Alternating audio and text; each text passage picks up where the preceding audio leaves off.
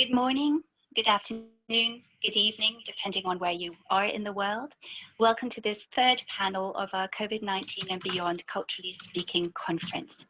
The title of the panel is Me and We, Networked Connection and Disconnection. It's my great pleasure today to introduce to you the convener and moderator and also a speaker on this panel, Professor Dan ZAHAVI. Professor Dan ZAHAVI is teaches and researches at the University of Copenhagen and also at the University of Oxford.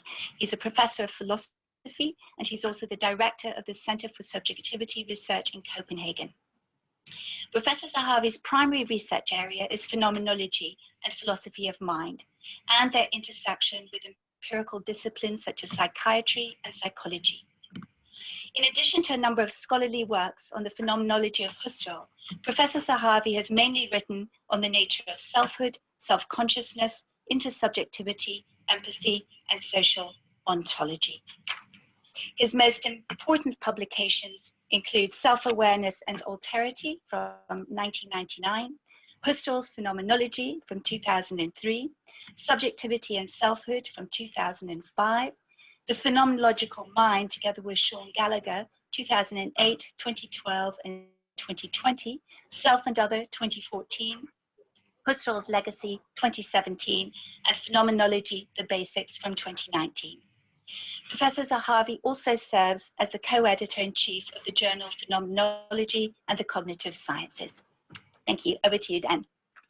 Thank you so much, and welcome everybody to this panel.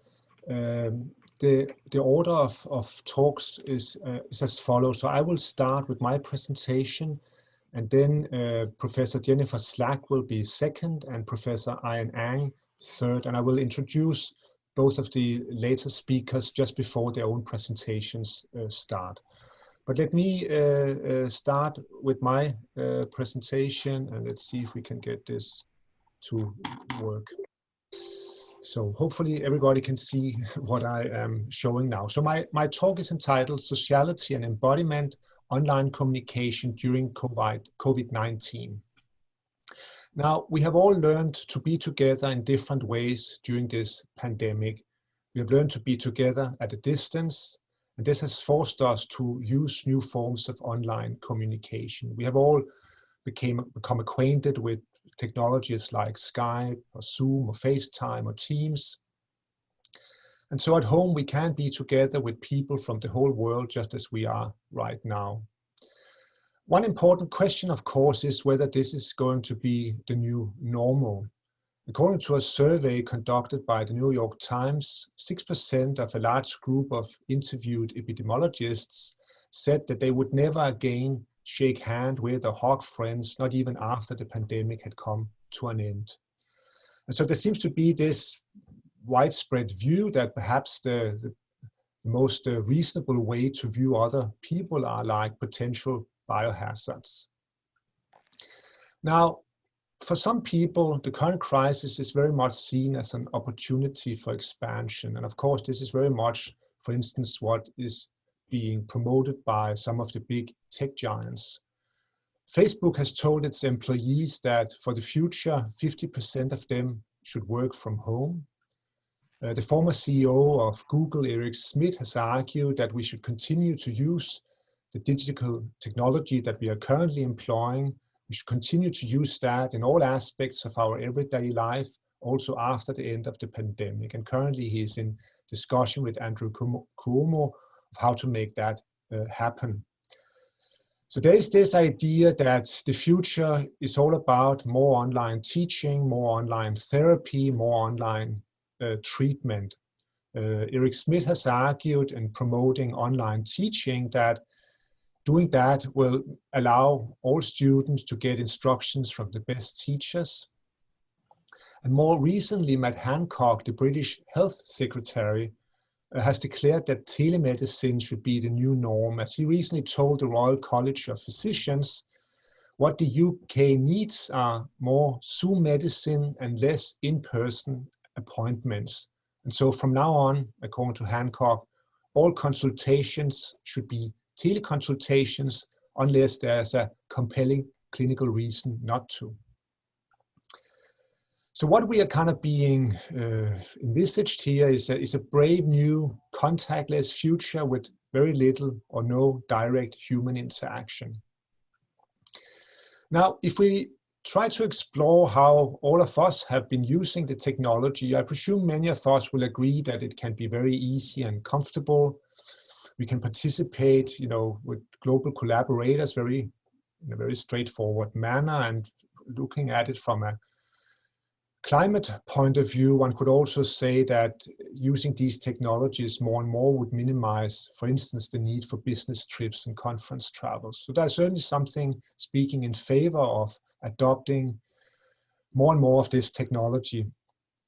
But I think many of us will also recognize that there's something deeply unsatisfactory about it. It just doesn't give us the same kind of social contact as a real physical encounter. When we communicate with others online, they are of course present in some sense, but their absence is also very much felt. There is something missing when being confronted with a two-dimensional image, and I'm sure that everybody or anybody who has ever engaged in long-distance relationships will be able to recognize this. And there's even a phrase for this. People have started talking about Zoom fatigue, meaning that one is often more exhausted after a long Zoom meeting than one would be after a normal meeting. And one intriguing question, of course, is, well, why is that? So here are some preliminary explanations. Social interaction and interpersonal understanding isn't simply a question of verbal communication, because our understanding of others, what they are saying, what they are thinking, is very much supported by our understanding of their body language, their gaze direction, their facial expressions. And here, of course, one practical problem is the location of the camera. I mean, it's difficult to maintain eye contact since we typically look at the screen rather than at the camera. Another difficulty could be low broadband. I mean, pixelated images makes it hard to grasp the finer details of the other's facial expressions. And when the images and the sound freeze, it also disrupts the fine synchronization between expression and response that characterizes a normal face-to-face communication. But one might wonder whether these difficulties are not, difficulties that can be fixed, technologically speaking. But let me point to what I take to be some deeper problems. When we Zoom or Skype, we transmit and receive visual and auditive information that is very much focused on the face. But this is, of course, a very unnatural limitation, because normal human interaction involves far more sensory modalities, including touch and smell. It involves the entire body and not simply the face. Body language is, of course, much more than simply facial expressions. Just think of gesticulation and posture. It also often involves movement in space, thinking on the feet and natural pauses. And it's actually very rare to sit immobile on a chair for hours with no break in the flow of speech, which is what happens typically in a Zoom conference. Normal human interaction is also not simply about the exchange of information. I mean, when we conduct meetings online, there's typically a very clear agenda, which doesn't leave room for all the informal and unstructured togetherness that normally takes place and which supports our reciprocal understanding. Normal human interaction is also contextual. We understand each other by sharing a common world, but when we communicate digitally, we do not have access to the other's surroundings, and we cannot use environmental cues to understand one another. And finally, to just point to one further detail, normal human interaction, of course, doesn't involve constant self-observation, but in Zoom and Skype, you're constantly confronted with a kind of mirror image of yourself, one that reminds you of how you appear to others. So I think one plausible reason for why online communication might be exhausting is that it's cognitively more demanding, since we need to compensate for the lack of much of the information we normally have available. I mean, again, to just rehearse what I said a moment ago, in the real world, I can see what you're looking at, how long you're looking at it, how you're emotionally reacting to what you see, and all of this helps me to understand you. But of course, if we are looking at something together on the screen, like for instance this presentation, I have no way of kind of gauging those kinds of aspects of your behavior. And of course, things get much more complicated the moment we are not just talking about a dyadic face-to-face interaction, but of a group meeting. Just think, for instance, of a normal group meeting and the kind of group dynamics that unfold in public space where one is sensitive to how others are responding non-verbally to the speaker. This is not really possible online. Now, I'm not saying that online communication is all bad. I think it's necessary and I think it can be extremely convenient, but I just think one should be very careful in not assuming that it can at some point totally replace old-fashioned bodily interaction. So let me try to wrap up with some both theoretical and practical points. I think that the current pandemic is a stark reminder of our bodily nature, not only because it confronts us with sickness and death, but also because of all the new communication technologies that we have had to use. What I think it has taught us is that sociality and togetherness isn't merely a question of psychological contact. It isn't merely a question of a meeting of minds. It's also very much a question of physical presence. Furthermore, communication isn't simply about the exchange of propositional content. Now, many philosophers up to, for instance, the 20th century have insisted on the importance of and significance of the face-to-face encounter and have kind of highlighted how important that is vis-a-vis more detached, theoretically mediated forms of interpersonal understanding. But I think that the current pandemic has actually taught us that it's a little bit misleading to focus on the face-to-face relationship, because that is what we are confronted with constantly in Zoom. I think what we really need to emphasize is not so much the importance of the face-to-face interaction, but rather the full bodily interaction in a shared environment, what Merleau-Ponty called intercorporeality. And I think also that, relating this to some of the developments over the last, say, 20 years in cognitive science, there has been an increasing focus on not simply considering human cognizers as isolated brains, but rather as brains based in bodies that are based in social environments, and where the argument is, if we want to understand human cognition and human sociality, I mean, it's not enough just to look at the brain in isolation. We really need to look at interacting bodies. And I think, again, this is a theoretical point that I think the experiences we have made during the current crisis can kind of support. What about practical points? Now, I think that the present crisis can give us an inkling of what it would mean to move one's social life online. What about the implications for communal life, more broadly speaking? Again, I think we need to recognize that community building and social cohesion is about so much more than mere information exchange. And again, I want to emphasize the difference between an agenda-driven communication versus a much more open-ended being together. And I think it's the latter that is so hard to accomplish within the framework of these digital technologies. And of course, there's also another issue that is often forgotten by the tech giants promoting, say, online teaching. I mean, what about those who do not have access or who cannot afford, adequate technology? Or what about those who cannot master it? So there's both an issue of technological inequality and a generational gap that is often overlooked. So to kind of wrap up, I think we should be highly skeptical of the story currently being told by the tech giants about all the blissfulness of the digital online life, and we should reject their call for a contactless future. Thank you very much for your attention.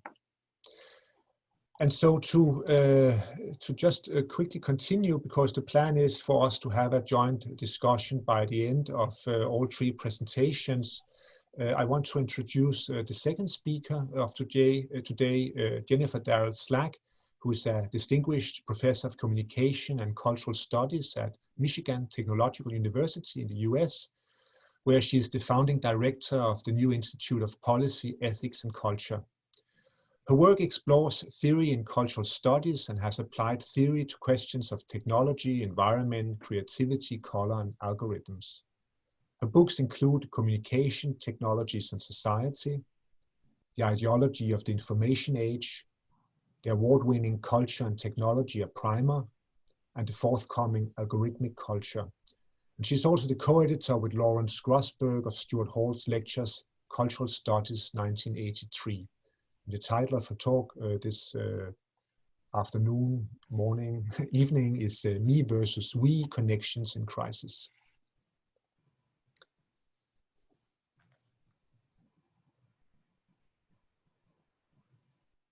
Hello.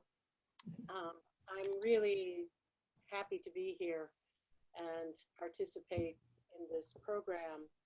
And I hope around the world you are all well. Before I start, I just want to give you a quick note by way of explanation that in this talk, I'm going to refer to the virus as SARS-2 and the illness as COVID-2 and the context as COVID culture. I also refer to people in the United States, with apologies, as Americans, because that's how we typically refer to ourselves and how many people have referred to us around the world, even though it's technically incorrect.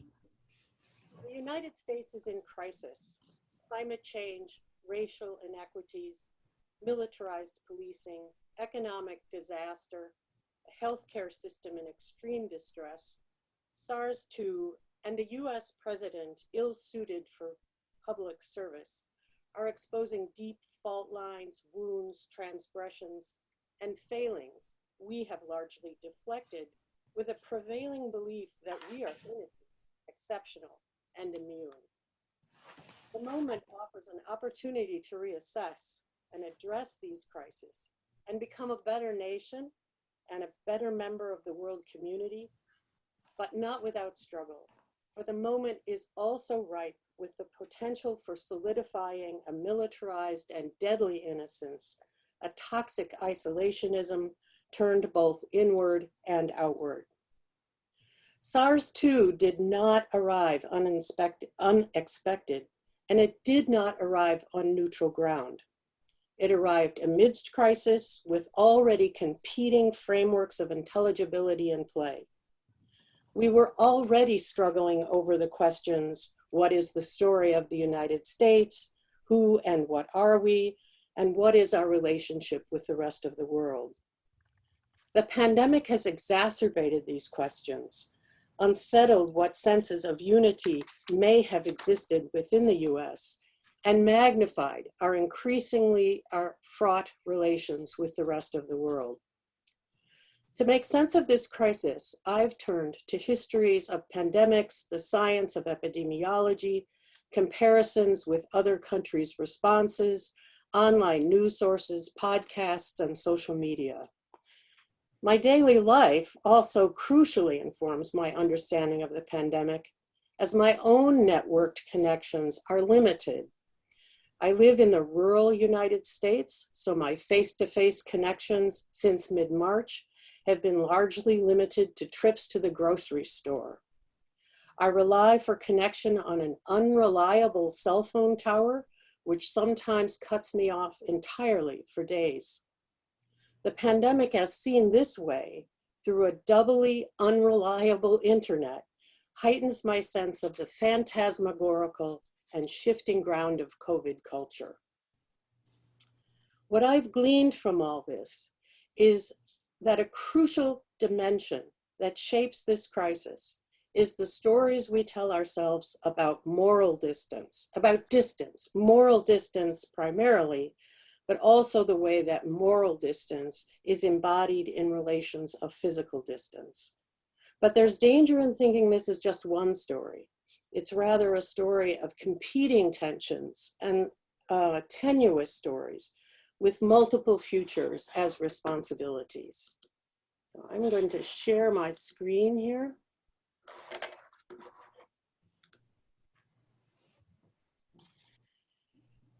SARS-CoV-2 was greeted in the United States media first with silent indifference, but quickly thereafter with war metaphors.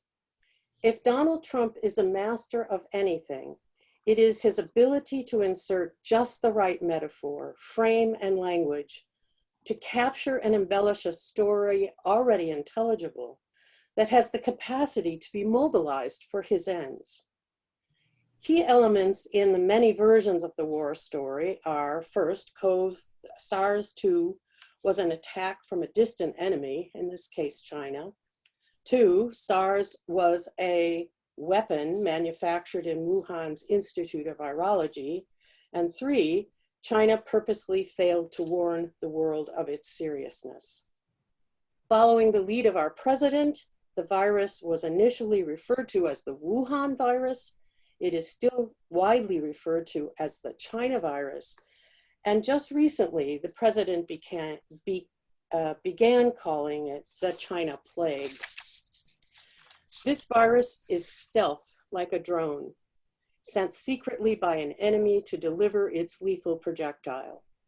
SARS-2's most vexing epidemiological characteristic is its ability to travel huge distances quickly, taking up residence in our traveling bodies silently, asymptomatically, to infect unsuspecting innocent victims. It's really very drone-like.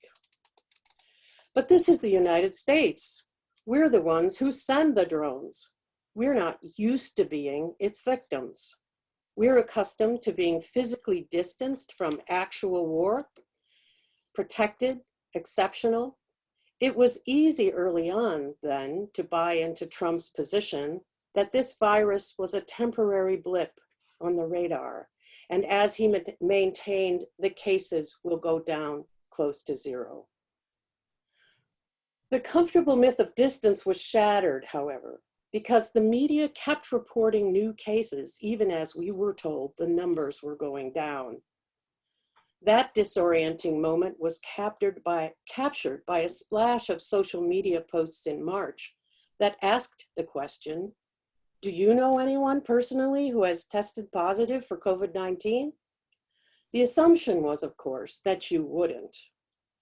When cases did spread and people began to know about or read about people who were infected, the distance became more proximate. And those posts shifted to, do you know anyone personally who has died from COVID-19? At this point, the physical distance and moral distance began to merge. Or to put it another way, they became unarguably interconnected. If I can unwittingly harbor this deadly virus, what is my responsibility to others? When the story is no longer just about a national we versus a distant and abstract enemy, but about me versus my loved ones, neighbors, other Americans, and anyone I could come in contact with, the problem is transformed by the intersection of a much more fraught moral calculus. Who now is the we I am part of that warrants my obligation to be responsible? The question lands at a most inopportune moment, when cultural divisions already in play are exacerbated by the contractions that characterize Trumpian politics. In Surviving Autocracy, Masha Gessen writes about the politics of this moment. All that America had worked to make bigger, more complicated, more varied, would now get smaller and simpler. Trump's America is an America that is contractive, keeping more people out, both geographically by expelling and rejecting immigrants, and politically by expelling and rejecting non-white, non-straight, non-male people. The logic of contraction runs precisely counter to the organized, coordinated, expansive, compassionate, and supportive public health response demanded by a pandemic. We in the United States have never had a unified national plan for addressing the pandemic, let alone an expansive one. Individuals are essentially left with the daunting task of crafting a plan for living through COVID culture with insufficient, inexpert, false, and contradictory information, as well as grossly inadequate support. What guidance there is, filtered through media and Trumpian policies and practices, promotes a mean and narrow response. I don't think any American wants to purposely infect another with a potentially deadly virus, but I do understand that for many Americans, the cultural implications of accepting reciprocal moral responsibility are simply too threatening to the contracted, narrowly drawn, and discriminatory divisions characteristic of 2020 America. Looking inward, groups most often left out of the moral calculus include prison inmates, nursing home residents, the elderly, those with pre-existing conditions, the poor, the homeless, immigrants, non-whites, and what we have come to call essential workers, those the economy demands need to keep working, even as it puts them at great risk for infection. Looking outward, the rest of the world pretty much doesn't seem to figure all that much. Family and close friends almost always figure as part of the inner network of connections, but even that is in crisis. There has never been good guidance about how to navigate the vicissitudes of responsibilities to family members, elders, and children. Pandemic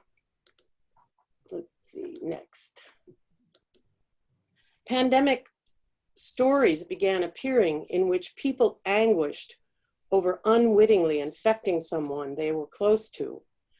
A very sick daughter, for example, who having tried to keep her distance, allowed her mother to hug her, which resulted 10 days later in the mother's death. Currently, parents are wrestling with difficult decisions involving sending their children to school or not. How close do we need to keep them and the rest of the family safe? Beyond family and friends, the basis for moral connection is further contested. Given the threat of mutual moral responsibility and the possibility of extending that to a community, a nation, and a world, responses splinter off in multiple directions, with many of those struggling to keep the narrative of distance and exception intact.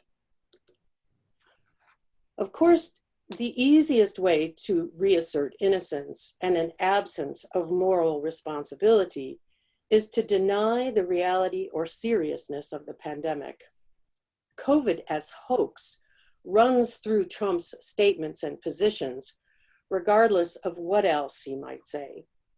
His position gives supporters permission to rally behind a myth of a unified and contracted version of the nation and ignore the ground shifting beneath their feet. It's a deadly innocence they practice, and it tethers them tightly to Trump. For without the constant reinforcement of Trump tweets and group spectacle, that innocence threatens to be disrupted by the intrusive and contradictory realities of COVID. Masks quickly became a visible sight where the struggle over the dramatically differing stories of distance and responsibility get played out and amplified. In fact, it's possible to tell the entire story of distance and moral responsibility through the mask as a point of articulation. even though we have been asked to mask, and that ask is based on good science, the widespread vehemence against wearing them belies the intricacies of the struggles over physical and moral distance. Put simply, the mask betrays the pretense of exception and moral distance. This permeable bit of cloth puts front and center over your very speaking mouth, hyper-visible and fragile embodiment of reciprocity, belonging, and responsibility. The very act of wearing a mask speaks of having already asked, and in some ways struggled with and answered questions of physical and moral distance. The mask is a sort of Pandora's box of COVID culture's exposure to these realities.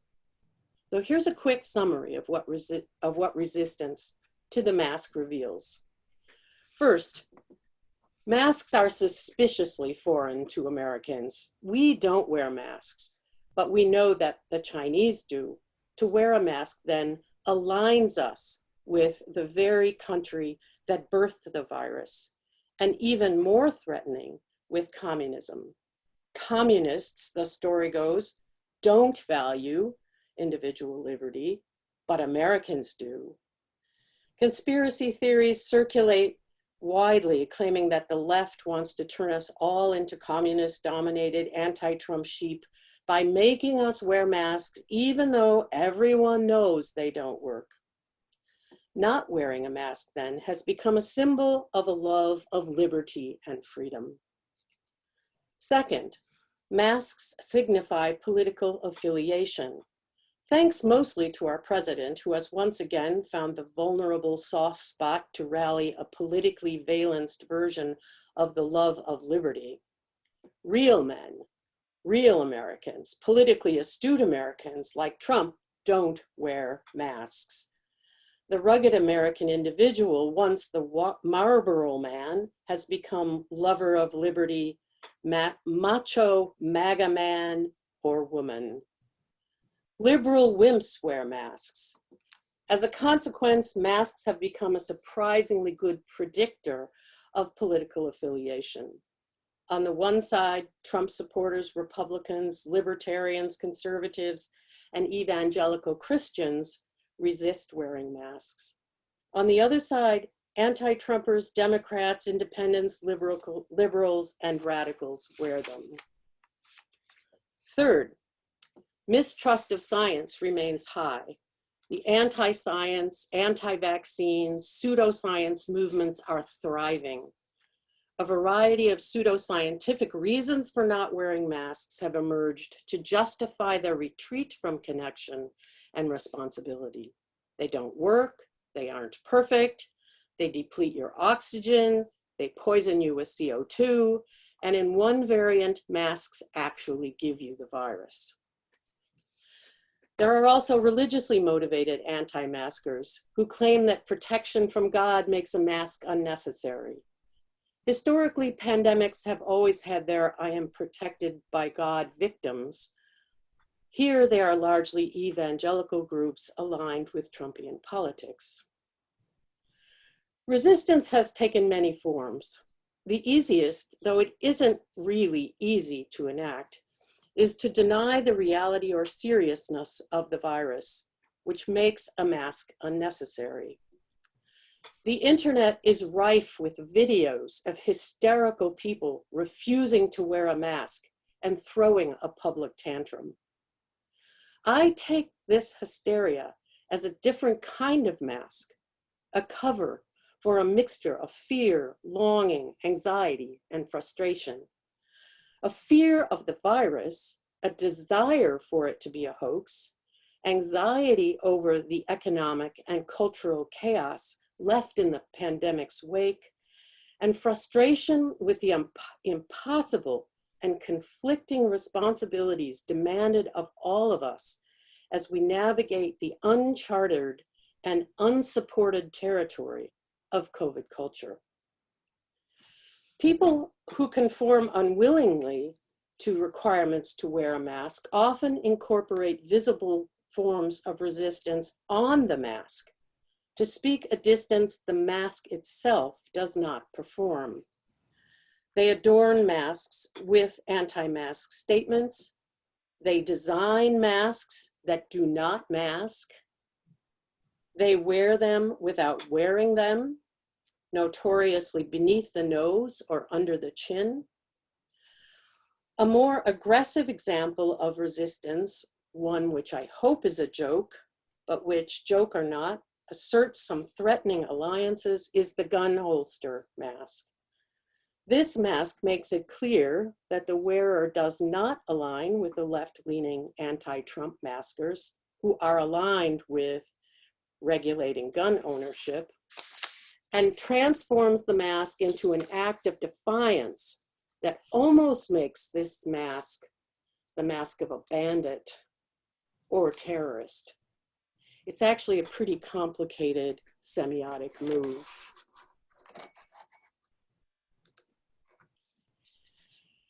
I do not know where we go from here. The damage done, the contractions emboldened, and the resistance that permeates will outlast the current term of our president. Whether he is re-elected or not, the cultural forces separating from one another are in deep play. But at the same time, the pandemic implores us to respond to the reality that we are increasingly deeply implicated in one another's lives. You often hear in the United States the homily, "We are all in this together," spoken as if we all know it means something, but without clarifying who that we is or what togetherness means.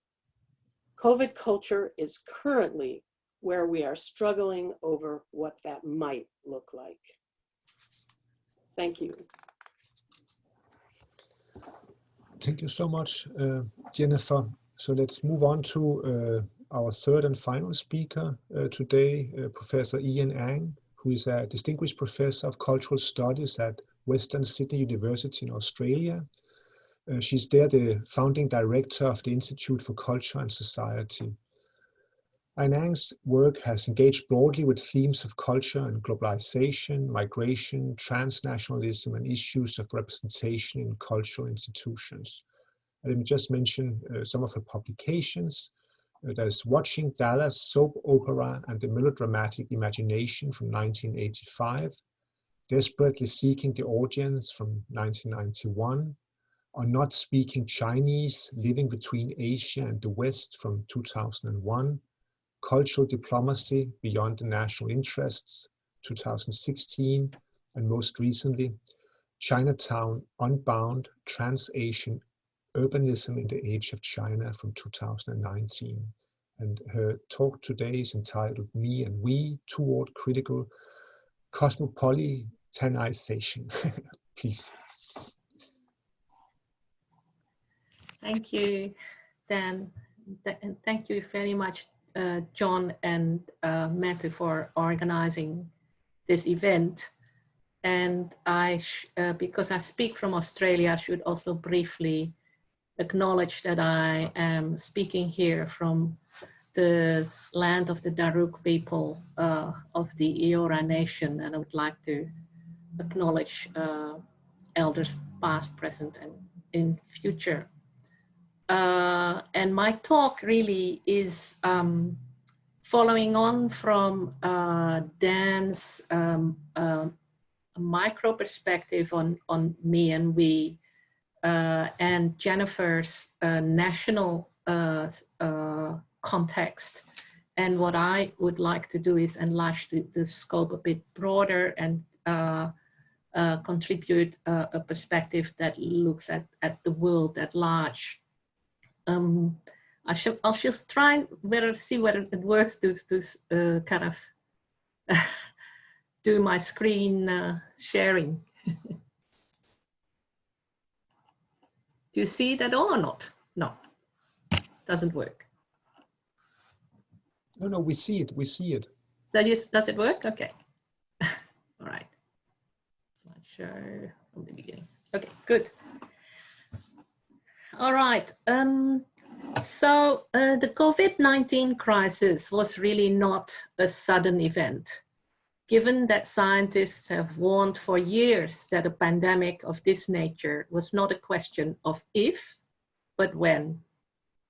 And in this regard, the COVID crisis can be seen as part of a longer-term ecological crisis caused by the ways in which human societies are encroaching into the life worlds of animal populations. So disease ecologist Peter Daszak suggests that we now live in what he calls a pandemic era, in which humans have to adjust to a new reality where new viral outbreaks are a regular part of life, just as we will be forced to adjust to a much warmer world in the decades to come. So rather than seeing the pandemic as a crisis that will eventually pass, I suggest that we see it more as a symptom of a different and more historically protracted kind of crisis. A deeper organic crisis, to use Gramsci's term, that permeates all levels of society. An organic crisis like this cannot be resolved simply by medical, scientific, or technological solutions such as a vaccine, because it points to a deeper societal impasse. This impasse is clear in the intractable challenges which characterize our world today. So we can think of the worsening social inequality worldwide, institutional and political stagnation, chronic lack of investment in public infrastructures, and the degeneration of actually existing democratic systems into the cynical marketing exercises dominated by short-term self-interest and greed. Underpinning this multidimensional organic crisis is the supremacy of global neoliberal capitalism, which has gradually come to dominate the world in the past 40 years or so. And this is a system really that, as we all know, ruthlessly prioritizes ceaseless economic growth, profit maximization, and private interests at the expense of the public good and collective human well-being. Contestations around the search for a vaccine against the coronavirus provide a good example. As the world was in desperate search for a vaccine to tame the coronavirus, there have been calls for a free people's vaccine, conceived as a global public good to be distributed equitably and free of charge to the whole world, based on the pooling of intellectual property and low-cost mass manufacturing. An idea, of course, that has equality and solidarity at its core. It is telling, however, that pushback was expressed especially by the United States, the most unfettered neoliberal capitalist society in the world, on the argument that stripping the pharmaceutical industry of their patent rights would cut into their profits and discourage innovation. Such a disjuncture between corporate capitalist pursuits on the one hand and the needs and interests of ordinary people and communities on the other, exposes the dysfunctions of the prevailing economic system, which actively impedes efforts of human cooperation and the search for collective solutions. Indeed, neoliberal capitalism also stands in the way of effective climate action, as the predominance of short-term economic thinking advances the vested interest of the fossil fuel industry. Now, there is, of course, no shortage of powerful critiques of the systemic failures of neoliberal capitalism, not just as an economic paradigm, but also as a comprehensive socio-political and cultural formation. Even before the pandemic, we have seen many publications on post-capitalist futures, which challenge the neoliberal fundamentals. I think it's this one, sorry. Which challenge the neoliberal fundamentals on which the contemporary world is built and describe new avenues for a more human future for all, a future beyond capitalism based on social justice, solidarity, and shared humanity. Now, what is insufficiently considered in such imaginings of a radically different post-capitalist future, however, are the hard logistics of the realization of such fundamental change. How do we bring it about? At issue here is the question of transition, a transition towards a new world order or a new civilization. It would be misleading, however, to consider that such a period of transition would be just a quick changeover from one order to the next. Nor is it realistic to think that any systemic revolution would be on the cards, especially since the collapse of socialism in 1989 really made there is no more vision for a political alternative that is compelling enough to simply replace the current system we have. Now, in this regard, it is illuminating to remember the warning Gramsci made about organic crisis. And he said, the crisis consists precisely in the fact that the old is dying and the new cannot yet be born. In this interregnum, he said, a great variety of morbid symptoms appear. Thus, in the current organic crisis, if the current organic crisis is indeed leading us into such an interregnum, we should not anticipate it to be an easy one. How can we mobilize, to begin with, people to join the collective struggle required to move beyond the move beyond the crisis we are stuck in? Now, unfortunately, collective mobilization in the name of shared and common humanity and mutual solidarity is especially challenging in societies dominated by neoliberal values that favor me versus we. During the pandemic, for example, as Jennifer has already described, we have seen widespread fury against measures such as the use of face masks, as people preferred to claim their personal liberty over a regard for public health. Such practices are manifestations of what Laurent Berland has called cruel optimism, where attachment to an object of desire, and here it is a warped sense of liberty, actually impedes the flourishing of the subject and of the wider society. And where such optimism, however cruel, is thwarted, anger and rage may ensue. More broadly, rage and anger are pervasive today as a consequence of the profound social inequalities that the current regime has intensified.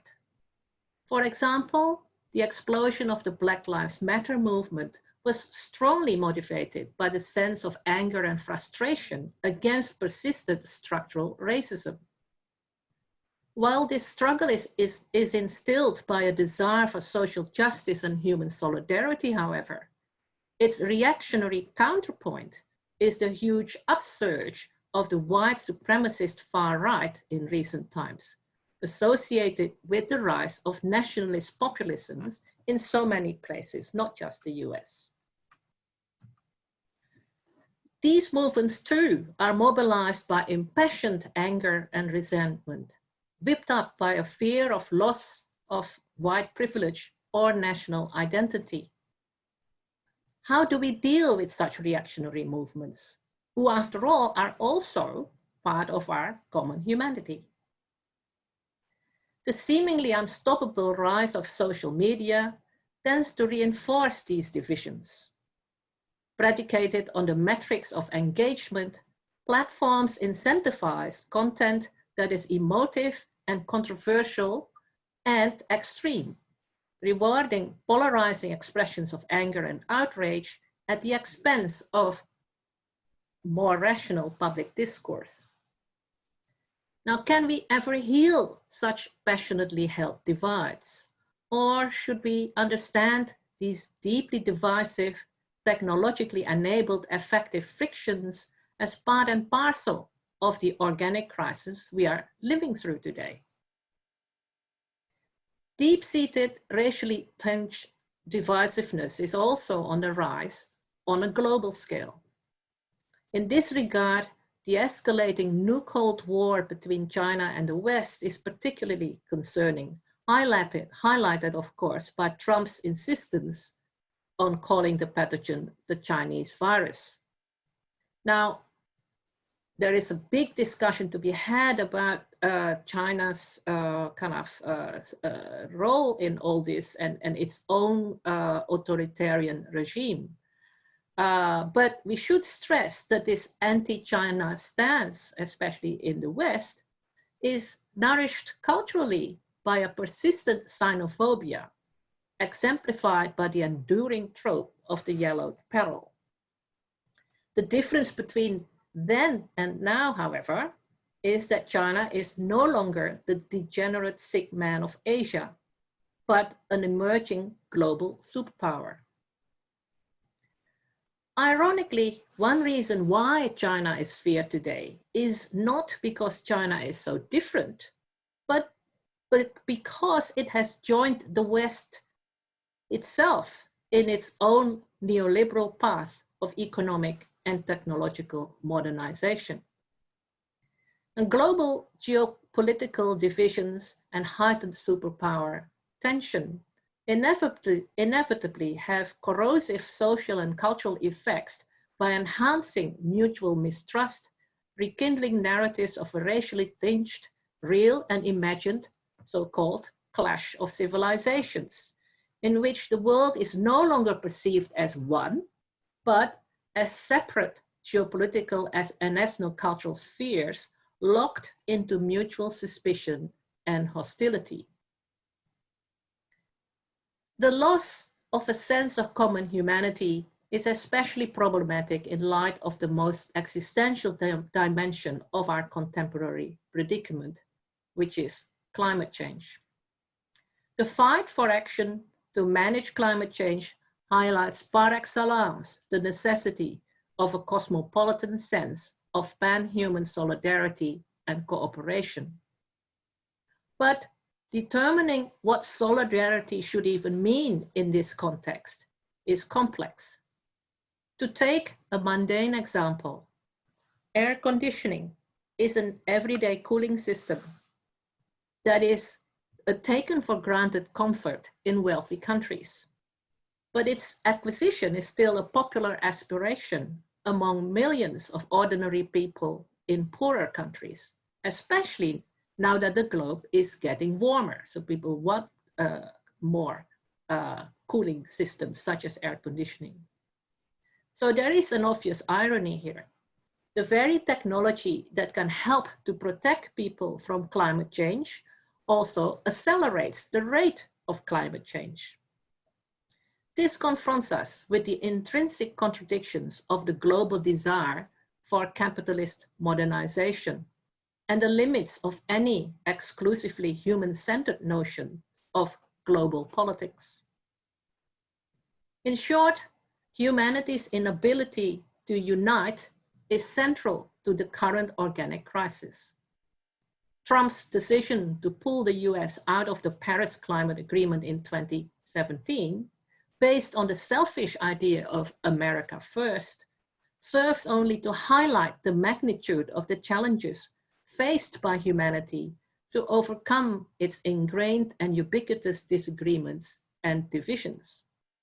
How can we move beyond this political impasse, this social paralysis, this morbid interregnum? To be sure, some authors, such as Servigne and Stevens of the French collapsology movement, are convinced that there is no future for modern civilization as we know it. And they urge us to prepare for the coming collapse. So they wrote this book recently. But for them, collapse is not the end, but the beginning of a new future. A future for the transition to which we can start working on right now. As they put it, the certainty is that we will never again be in the normal situation that we have experienced over the past few decades. And it seems to me that the pandemic has certainly brought this home to us. At the same time, we need to emphasize the profound uncertainty that this transitional epoch brings with it. In this era of accumulating catastrophes, the best we could do is engage with the full complexity and difficulty of the present, what Donna Haraway has called staying with the trouble. She impels us to face our predicament head on and pursue modest possibilities of partial recuperation, which depend on a cosmopolitan willingness to work together. We require each other in unexpected collaborations and combinations, she says. We become with each other or not at all. The crises of 2020 have provided multiple examples of such partial recuperations, small positive actions that may, over time, add up to larger, more enduring transformation. The COVID-19 pandemic has allowed many to reassess their priorities as they realize the importance of collective action, such as mask wearing for public health, and reduce their attachment to the consumerist lifestyles promoted by neoliberal culture. Meanwhile, Chinese and Western scientists are continuing to collaborate, including in research for a new vaccine, despite the geopolitical tensions between China and the West. And in response to the pandemic, many cities are fast-tracking the conversion of roads into bike lanes to promote a safe mode of urban transport that is also ecologically sound. And work for a people's vaccine for low-income countries does continue apace, despite widespread vaccine nationalism. Such modest but positive actions respond to situated challenges at hand, generating decidedly non-utopian but positive futurities that can reactivate the world-making powers of society. What they have in common in different ways is that they gesture towards a cosmopolitan shared horizon by working critically against the grain of self-interested divisions and toward a shared we. Cosmopolitanism should not be seen here as an ideal vision, but as a grounded process of ongoing cosmopolitanization, which consists precisely in the continuing attempt to overcome the myriad differences and divisions that prevent sharing, cooperation, and united action for a better future for all. And importantly, we have to acknowledge that the work of cosmopolitanization will never be done, because a universal common we will never be fully achieved, precisely because there are so many forces working against it. Finally, what we are also made to be aware of is that cosmopolitanism is not enough if it remains solely focused on the unity of humanity. We must also reckon with the fact that we humans, as the dominant colonizer of the planet, are responsible for its impending destruction and the possible extinction not only of ourselves, but of the many other species living on Earth.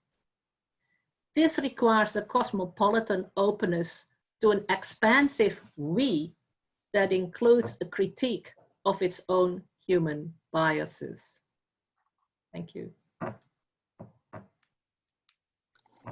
Thank you so much. And I can also observe that we have been extremely timely, basically doing all three presentations in exactly 1 hour. So what the plan is now is that we have half an hour for discussion.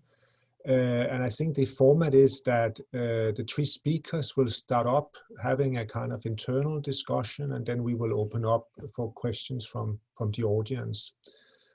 Perhaps I can just start out by actually I have a question for Ian.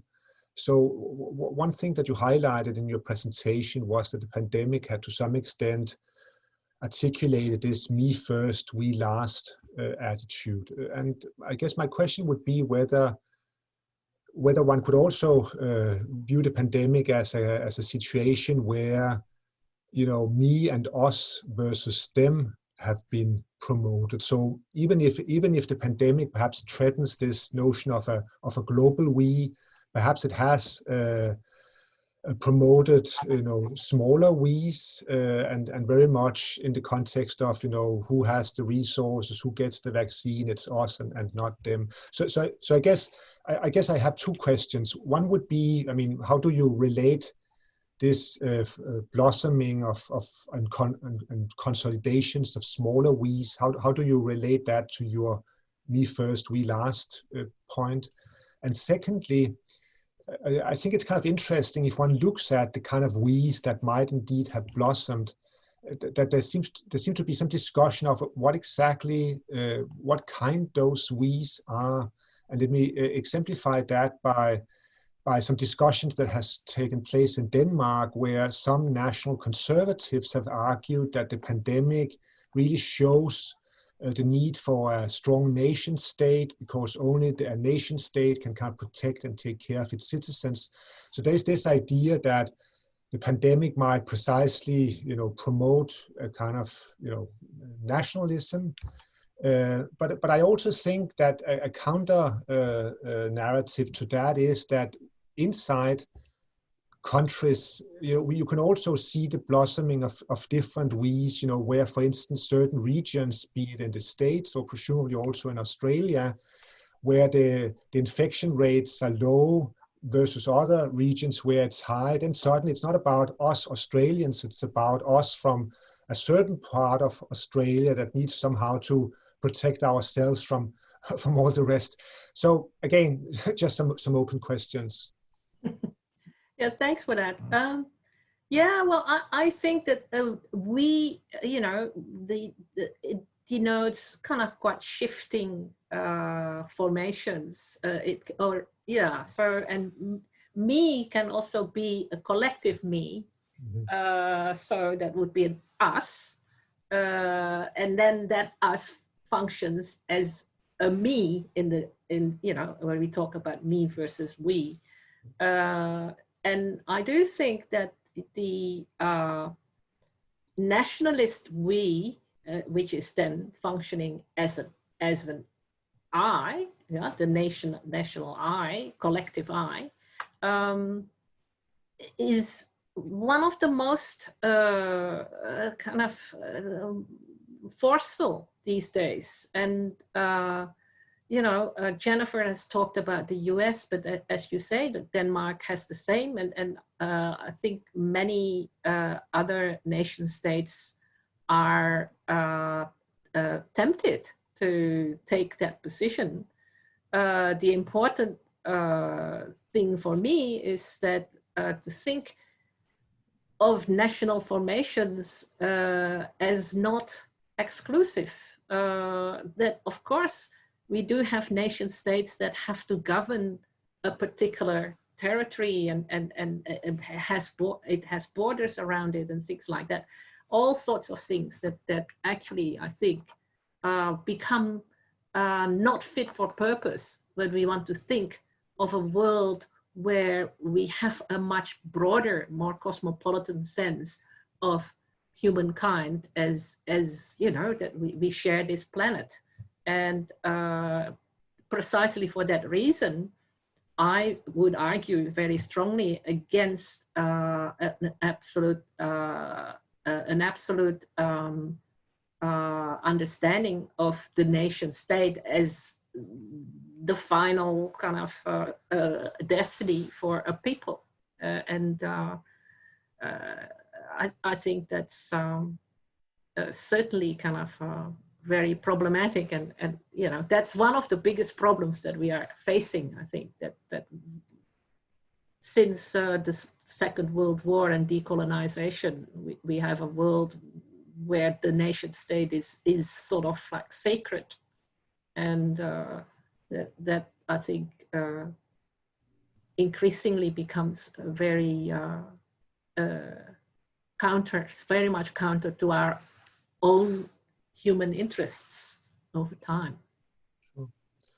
Just a quick follow-up, and perhaps also to include Jennifer in the discussion, because I'm just a little bit intrigued by this fact that some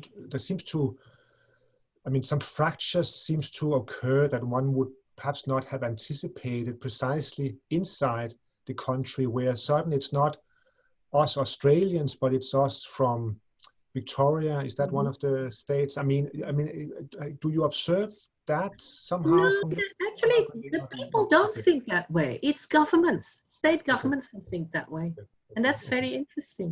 But I'm sure in the US, you definitely would have certain very contracted ways, like the white we, or the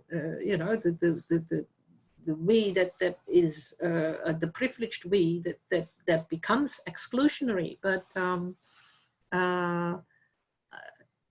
I think there are a lot of people who actually kind of on the ground are much more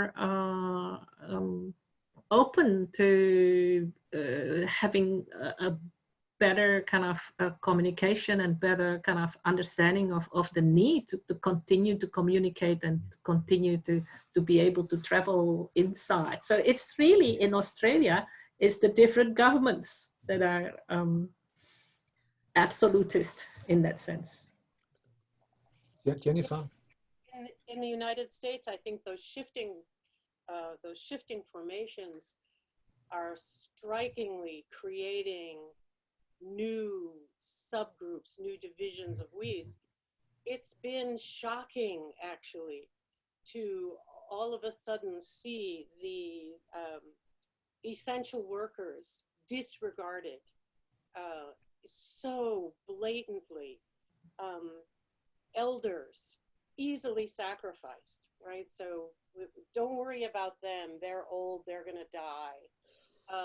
Anyway, so people with pre-existing conditions, even young people with pre-existing conditions, it's like we can disregard them because they have pre-existing conditions, as if everyone doesn't have essentially pre-existing conditions. Teachers, as a professor, I'm shocked at the disregard for putting us face to face in classrooms. Students sending kids to school with inadequate testing, with disregard for the risk that we're putting the children in, and the capacity for those children to come home and infect their parents. The overall discourse where I live in rural, conservative America, this terrible narrowing down of who the we is that counts. Mm-hmm. It's a mythical we at this point, because almost everyone is at risk. Mm-hmm. But I'm struck by this as presaging how we respond to climate change. So we are in the process, we as a nation are in the process of sacrificing willingly just about everyone. I can't emphasize that enough. I mean, it is really disturbing and very pronounced. I see, when I said in my talk, the rest of the world is just irrelevant, you never hear much by anyone about the rest of the world. This just incredibly, this crisis, this pandemic has just very quickly created these divisions and fights and arguments in the smallest of terms, in the smallest groups of we's. I'm stunned. Shocked. Shocked. In shock. Yeah. I did not know things were this bad. Well, and in terms of the future, we can actually go back to what you were talking about, Dan, about, you know, this contactless future that is being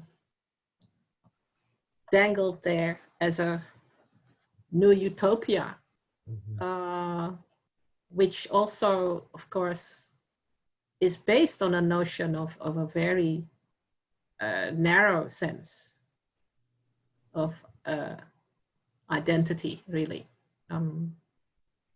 How would you see kind of how we can move beyond all this? I mean, but I think, I mean, you know, to some extent, I'm a little bit optimistic because, you know, having forced all of us now to be using these technologies for the last half year, I think it's going to be much harder to sell it as a fantastic solution to everything, because, I mean, who's going to buy that? I mean, of course, it's fantastic that we can all be together here. I mean, we probably couldn't be that if it wasn't because of the technology. So I'm not denying in any way that it has a fantastic potential, but I mean, again, this idea that it should somehow replace normal social interaction is totally insane. I mean, and I mean, I didn't mention this in the talk, but of course you can find people who are really pressing even more sci-fi like visions of what the future will bring. I mean, I'm thinking, for instance, of Elon Musk with the idea that, you know, soon we can be able to, you know, link our brains to computers, and we can, you know, immediately out, you know, without language, transmit thoughts from brain to brain. Again, you know, what understanding of human sociality is kind of built into that kind of fiction. But again, I said, you know, if everybody had been very, very happy about what we can accomplish with these tools, I mean, I would be more skeptical. But I think, I mean, we all want to rush back to, you know, in-class teaching and see our friends. And I mean, for my part, travel again, which I haven't really been able to do for quite a long time. And so I think, I mean, this temptation that the contactless future is you know, a goal, I think is really, I think it's getting in, what is it, you know, like a balloon being punctured. But we'll see. I agree with that. I have a colleague who said, if there is a silver lining to all of this, it's that we have learned that distance education and distance communication is not what we want to have, not exclusively. That it kind of helps us understand the place of distance communication and its usefulness, but it's not the ultimate goal.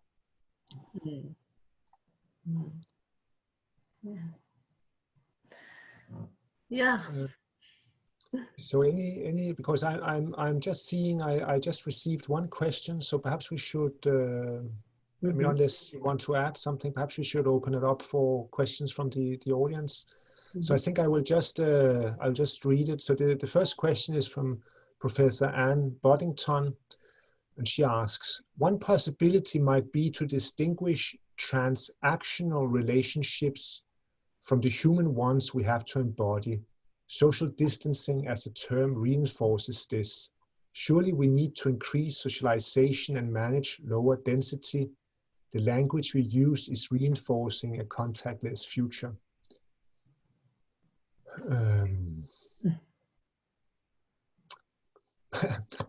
I'm not absolutely sure I fully understand the question. Do any of you feel, Jennifer, you seem like you want to reply, or? So I think as I'm understanding the question, social distancing is the term social distancing is a problem. And yeah. I've heard many people actually raise that, because so if you're out in public wearing a mask, that's called social distancing. And staying 6 feet away is social distancing. So whatever, it's 6 or 12 or 10. Sure. But that, I mean, I've heard a criticism of calling that social distancing, right? Because you're still having a conversation, an embodied conversation. So maybe we do need Mhm, different mhm. terminology for the different kinds and the different Understand. ways that we're communicating in this pandemic. Yeah. So we need to increase socialization and manage lower density. So that emphasizes that there are ways to socialize that are not online, right? No, no, that makes sense. Absolutely. Okay, there's another question now from Dr. Maria Cristina Bautista. In well-managed economies and those with better leadership over the pandemic response, the sense of we has strengthened. And there is greater awareness that they do need the tourist and the stronger exports. So I feel tensions can still be managed and it can be better directed towards a kinder, more ecologically friendly new normal. And I mean, perhaps I can just say one thing here, which, to be quite honest, was a little bit surprising to me. But as some of you will know, I'm sure Mette will know this. I mean, Denmark actually took a fairly kind of forceful line very early on, and there was this historic meeting where our prime minister basically, went on national television and said, "Okay, we are basically closing down the country tomorrow." That's basically what she said. And I have to say, I mean, I'm not really a diehard nationalist, but there was some emotions that was awoken by that specific moment. And we are here all together in this enterprise, and it's good to have leaders that you somehow have trust in. And I mean, okay, 6 months down the road, perhaps things do not exactly look, I mean, doesn't look as rosy as it did back then. But I can kind of identify with this idea that good leadership from the politicians can encourage, an increase of we identity among the citizens. I can certainly, recognize that. And of course, in a context like that, the we that is constructed is the national we. And well, I think that there is no kind of intrinsic problem to that. I think it becomes problematic once that national we becomes so exclusionary that it keeps everyone else out. Yeah, no, I agree. But here I also think it was kind of interesting that, the moment the acute kind of danger or fear had kind of subsided a bit, then of course one started looking at different infection figures in different parts of Denmark. And immediately people were then starting to say, do we need to lock down everything? Or do we just need to keep, some parts open and other parts locked down, which kind of reinforces this, I mean, a hunch I had that, the national we is one thing, but very quickly it will also turn out that there's a lot of smaller we's kind of present that depending on your interest, I mean, you might then put your main emphasis on those rather than on the kind of larger national one. Well, I think everywhere kind of it's the urban we that is being challenged. And I think that's everywhere, including here in Australia, that it's in the big cities where the virus is most, virulent. And it's the people in the rural areas who say, we don't want to be part of that we. So there is that issue, which of course quite understandable as well, but it seems that we are in constant struggle to find ways of bringing people together in a way that doesn't, necessarily mean having a very kind of exclusionary situation where kind of, people are no longer looked after. And that's, I think, is the key situation. We heard earlier this morning about the development of quick testing, in-home testing, systems like that, technologies like that. I think the development of quick, readily available, widespread testing will contribute to the sense of expansion. Mm-hmm. Mm-hmm.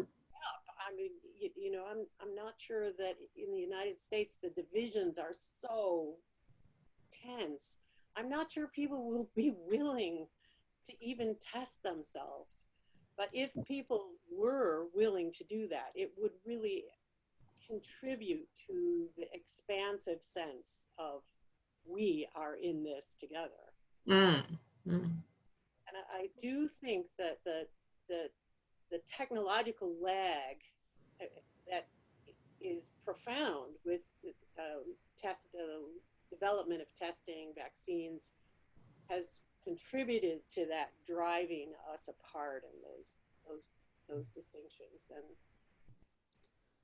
And But here there's probably also, you know, national differences, because in Denmark, I mean, all the tests are free. I mean, so it's not as if you need to somehow take responsibility of paying up front for having the test. you get a quick test every week in Denmark?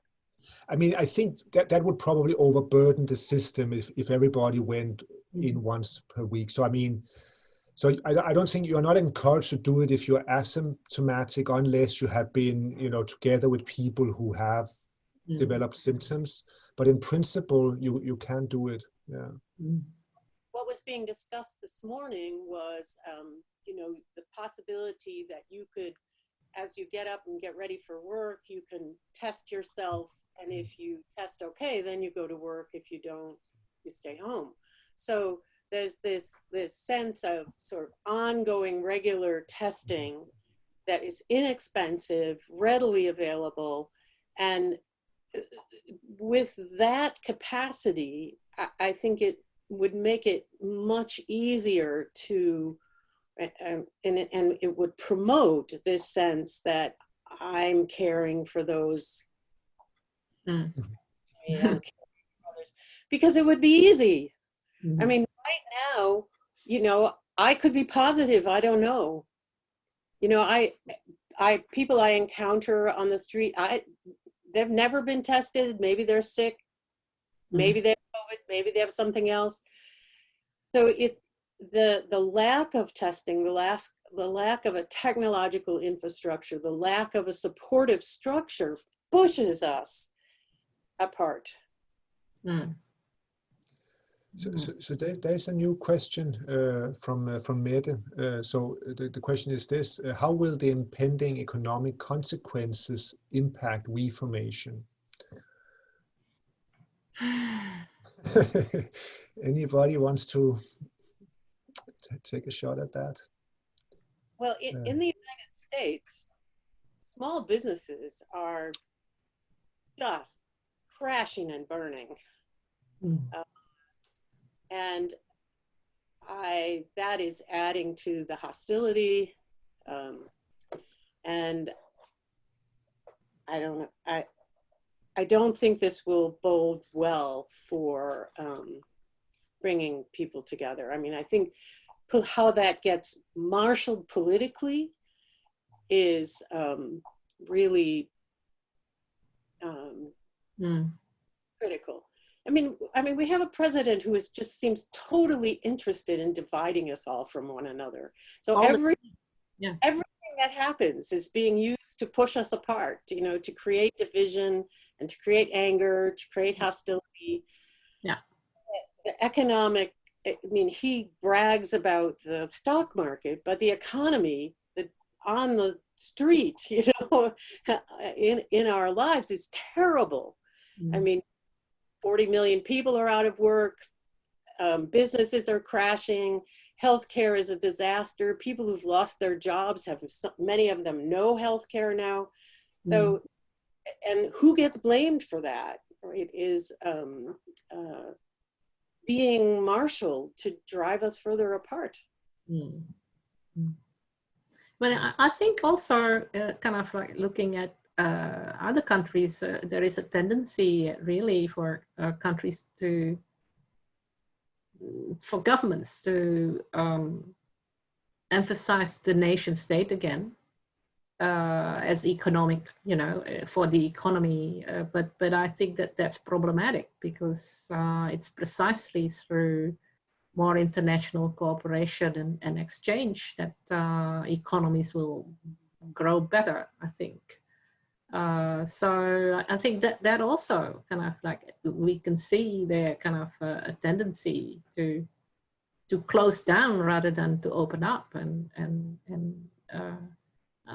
hopefully that that's probably not kind of a uniform response, but in many countries there is that tendency. I think the populists will see to that, and so I think it would be very interesting to see what's going to happen in Europe, for example. I mean, I think one interesting thing. I mean, again, I don't know if you have followed the very different strategy pursued by Denmark versus Sweden. So of course we are neighboring countries, but I mean, very different strategies of how to tackle the pandemic. And I mean, Sweden famously didn't really close down things very forcefully. And of course, one consideration would then be whether by not doing that, whether it would also mean whether it would also mean that they wouldn't be hit as hard in the economy. The economy. And I mean, as far as I understand the figures, I mean, they are not doing better at all than Denmark. So, and I think the explanation, of course, is that almost all big businesses, I mean, they are not national. I mean, they thrive on international collaboration. And so it doesn't help if you don't close down. If all the other countries that you are collaborating with is doing it, of course, you will suffer as a result. Yeah. Yeah. Yeah. So we have about 3 minutes left. Is there any kind of final? I have a quick question for the two of you. So I I've described sort of what it feels like to be in the United States, and I'm just interested in if you have a quick take on what you see when you look at us right now. Yeah. You know, it's kind of, if I go first, I mean, it's kind of funny because when I was actually in the States early March, preparing a whole tour with talks that I had planned for 2 years or so, and then suddenly I got a call from my head of department, basically ordering me home. So I had to cancel and return. And I have to, even though, I mean, of course, it was mixed feelings, but I also have to say that I was somehow happy of kind of being able to get out in time. I mean, and I think, you know, with the way the healthcare system works in Denmark, I would just so much rather be here than in the States, I have to say. And I mean, that's just one consideration. Yeah, well, I would have the same, I have the same reaction. Of course, you know, we are all looking at the US with incredulity and you know, kind of, gosh, I do think that what we are seeing is kind of a kind of social collapse there. And, you know, I'm sure that a lot of people will feel the same as I am about the upcoming elections. We are totally scared of what might happen, you know, because if the current president is going to be re-elected, it's not just bad for the US, it's bad for the whole world. And I think that's what I'm the most worried about, really. And that's what will happen if he's not elected. I think that the what would if he's not elected? Yeah. Mm-hmm. Elected, I think we're in for a difficult transition either way. Mm-hmm. I'm afraid that has to be the final kind of fairly dramatic concluding words because time is up. And so I just want to thank all the participants who remain a bit unknown to me, but I hope you are out there in cyberspace watching us. And I would like to thank my two co-panelists and the organizers, of course, and please enjoy the rest of the conference. Bye-bye. Thank you. Thank you. Thank you.